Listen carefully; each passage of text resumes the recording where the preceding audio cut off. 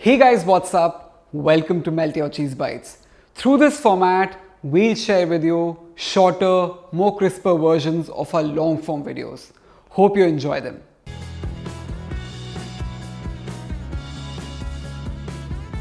So first, let's understand a bit about the origin of the ketchup and what exactly goes into making it.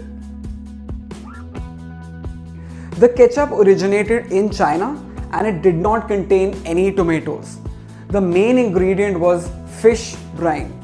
Then in the 19th century, a company called Heinz commercially started producing ketchup with tomatoes in it. Heinz, as we know it, is the largest tomato ketchup company in the world today. Now, in order to understand how ketchup affects our general health, we first need to understand what exactly goes into making of a modern day packaged tomato ketchup. Now, if you take a typical tomato ketchup bottle like this one, you will see the following ingredients present inside the ketchup. The first one is sugar or HFCS, which is high fructose corn syrup. The second is salt, which is sodium. The third is tomato paste, which is present in 20 to 30% of concentration. The fourth is acidity regulators, fifth is preservatives, and sixth is spices. Now let's focus on the first ingredient, which is sugar or high fructose corn syrup. Now I have created a detailed video on HFCS. The link for that video you can find in the description box below or in the link above. Now just for recap purposes, HFCS or high fructose corn syrup is commonly used in the processed food industry today. It is also very closely linked to a lot of diseases, some of them being diabetes, cholesterol, heart diseases, and even cancer.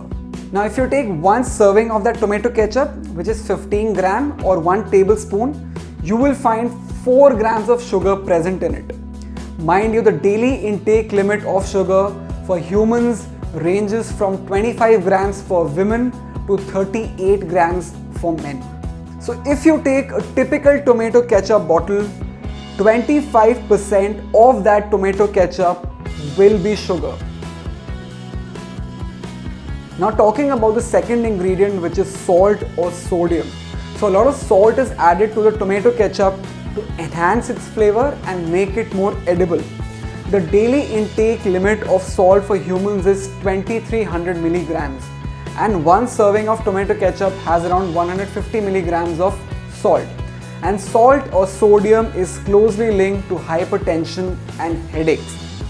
So unknowingly, you are consuming a lot of sugar and salt per serving of that tomato ketchup. Now let's talk about the third important ingredient, which is present inside the tomato ketchup, but which is not listed in the ingredient list, and that is MSG or monosodium glutamate. So MSG or monosodium glutamate is present in the flavoring which is added to the tomato sauce. Now I'll tell you some facts which will help you better gauge or better understand the effects of MSG.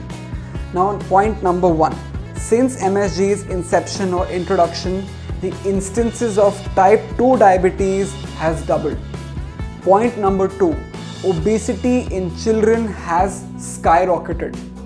Point number three, so MSG is also injected into the lab animals to induce obesity so that pharma companies can test their drugs. But here's the thing, MSG is not limited to tomato ketchup. It is essentially present in every processed food or packaged food available in the market. The other downside of the tomato ketchup is that you don't really find any fiber or proteins present inside it.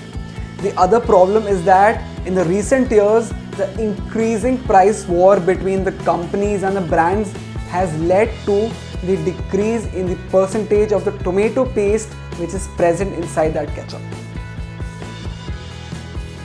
The people who are most vulnerable to tomato ketchup addiction are children, and brands through the marketing campaigns are trying to catch them early and make them addicted for life.